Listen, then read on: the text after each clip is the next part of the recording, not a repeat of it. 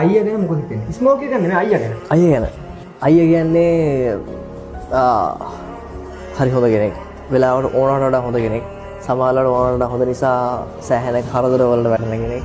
හොඳ කරන්න කියලා. හොඳ කරන්න කියලා කරදර වල නම් තවත් ඇරලා දිනවා මම දැකලා දිනවා. යම් මුණ දෙන දේවල් කිව්වා. හැමදේම දකින්නවානේ. මම තමයි මෙහෙ ඉඳන් මම බලන් ඉන්නේ මොනවද වෙන්නේ කියලා. ඉතින් මම යාට ඇඩ්වයිස් දෙනවා. එයා මට ඇඩ්වයිස් දෙනවා. මොන දේ වුණත් ඔළුව කෙලින් තියන් ඉන්න හොඳ හයිය හිතක් තියෙන එහෙම කෙනෙක් ඉතින්.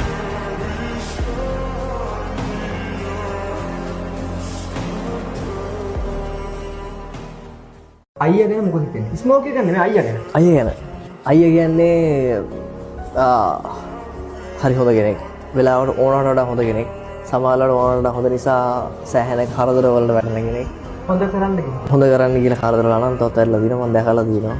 යම් මුණ දෙන දේවල් කිව්වා. හැමදේම දකින්නවානේ. මම තමයි මෙහෙ ඉඳන් මම බලන් ඉන්නේ මොනවද වෙන්නේ කියලා. ඉතින් මම යාට ඇඩ්වයිස් දෙනවා. එයා මට ඇඩ්වයිස් දෙනවා. මොන දේ වුණත් ඔළුව කෙලින් තියන් ඉන්න හොඳ හයිය හිතක් තියෙන එහෙම කෙනෙක් ඉතින්.